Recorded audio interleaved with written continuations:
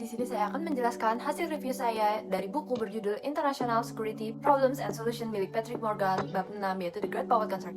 Nah, The Great Power Concert ini apa sih? Ini tuh nggak seperti konser yang kita bayangin.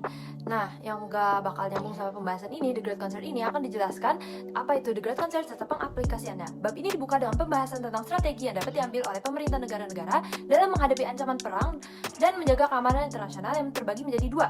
Yang pertama yaitu pendekatan individual atau nasional. Dalam pendekatan ini, setiap negara berusaha sendiri untuk mengamankan kepentingan dan keamanan masing-masing negaranya. Negara akan mengambil langkah-langkah seperti memperkuat pertahanan, membangun persenjataan, atau membangun aliansi dengan negara lain yang memiliki kepentingan yang sama. Tujuannya itu untuk mendistribusikan kekuatan agar sesuai dengan kebutuhan masing-masing negara. Strategi seperti ini tuh biasanya murah dan efektif untuk satu negara saja. Contohnya itu membangun program penangkal rudal yang awalnya dilakukan sendiri oleh satu negara. 2. Ada pendekatan kolektif.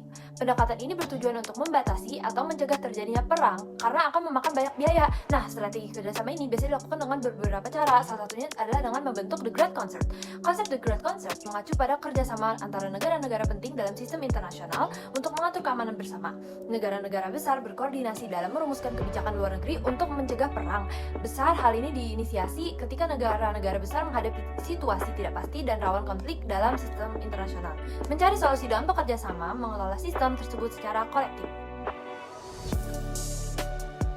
Adanya The Great Concert ini tuh berguna banget loh untuk menghindari konflik. Misalnya saja ya, dalam suatu kelas tuh kan ada berbagai macam anak-anak nih dengan berbagai tingkah laku. Ada yang tengil, ada yang kuat, ada yang baik, dan segala macam. Nah, yang tengil ini bisa menimbulkan konflik terus-terusan loh, karena tengil saling mengganggu satu sama lain, sehingga teman-teman sekelas itu pasti sepakat untuk bekerja sama dan mengatur peraturan supaya tidak saling mengganggu.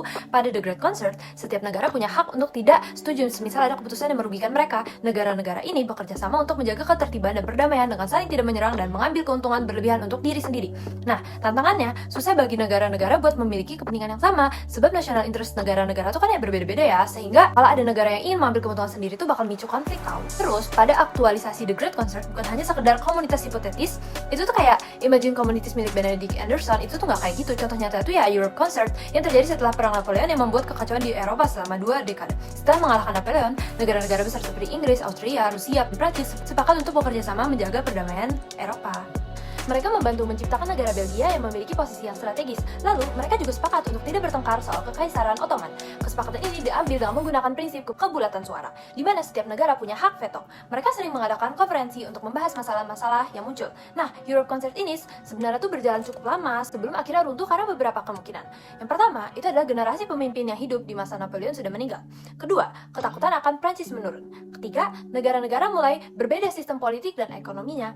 Keempat, sulit mencapai kesepakatan soal kebangkitan Jerman atau Italia dan kemunduran Kekaisaran Ottoman.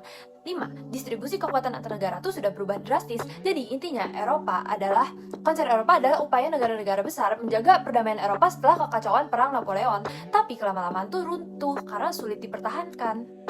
Selanjutnya, kita membahas upaya-upaya untuk membentuk The Great Concert setelah Perang Dunia Kedua dan selama Perang Dingin. Tapi upaya tersebut pada akhirnya gagal. Setelah Perang Dunia Kedua, negara-negara kuat tuh berupaya bekerja sama melalui Dewan Keamanan PBB untuk menjaga perdamaian dunia, mirip dengan konser-konser kekuatan besar. Namun, terganggu oleh Perang Dingin. Kerjasama ini gagal karena pertentangan antara Amerika dan Uni Soviet. Pada tahun 1970-an, Presiden Nixon mencoba membentuk kembali konser kekuatan besar dengan melibatkan China dan Soviet dalam perundingan. Namun upaya ini gagal karena Soviet itu dituduh memanfaatkan situasi untuk kepentingan mereka sendiri.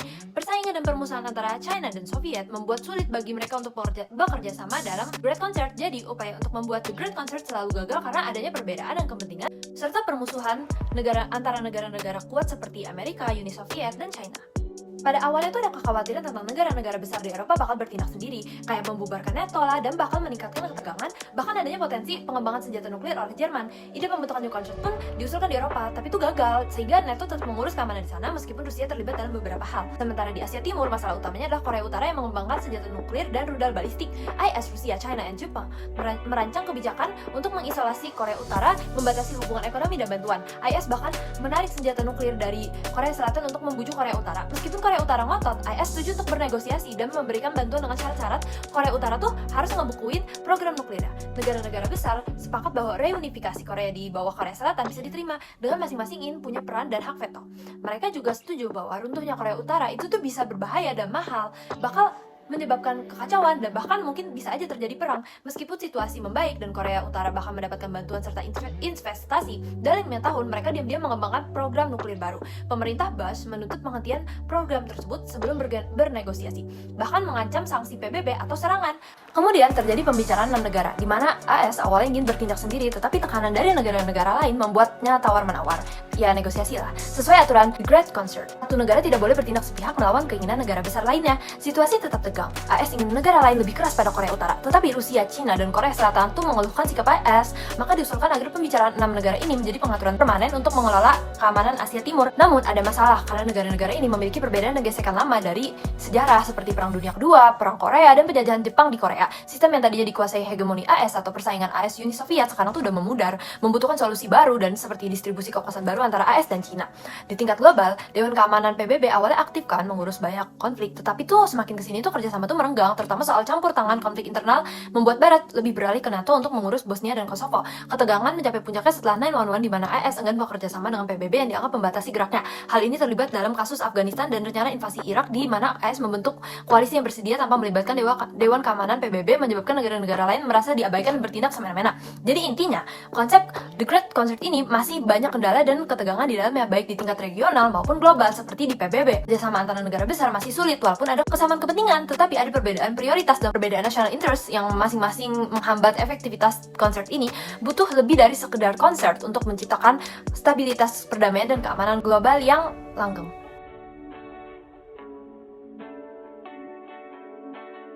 Konsep The Great Power di mana negara-negara bekerja sama untuk menjaga perdamaian dan keamanan global. Konsep ini muncul setelah Perang Dingin. Nah, kelebihannya adalah negara-negara besar dapat saling bekerja sama, sehingga mereka dapat mendapatkan status dan kekuasaan lebih dalam panggung internasional. Dengan bergabung, mereka punya lebih banyak kontrol dalam mengelola isu-isu keamanan.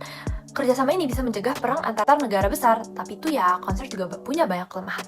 Negara-negara besar bisa menyalahgunakan kekuasaan mereka untuk menindas atau mengeksploitasi negara-negara kecil. Dalam konsernya, seringkali terjadi ketidaksepakatan dan kurangnya kerjasama di antara anggota-anggotanya, terutama saat negara-negara besar punya kepentingan berbeda. Konser juga cenderung mengabaikan masalah-masalah yang terjadi di negara-negara kecil. Mereka lebih fokus pada kepentingan negara-negara besar saja, bahkan konser bisa gagal total dalam mencegah perang besar jika negara-negara besarnya sampai bertikai. Ditambah lagi negara-negara demokratis yang semakin banyak mungkin tidak akan lagi membutuhkan konser-konser ini di masa depan. Jadi intinya, meskipun konser punya potensi yang baik untuk menjaga keamanan dunia, tetapi sistemnya tuh masih banyak kelemahan dan masalah. Konser ini bisa jadi solusi sementara, tapi tuh dunia tuh masih butuh sistem keamanan global yang lebih baik. Kedepannya, efektivitas konser sangat bergantung pada kerjasama dan kecocokan kepentingan para anggota negara besarnya sendiri.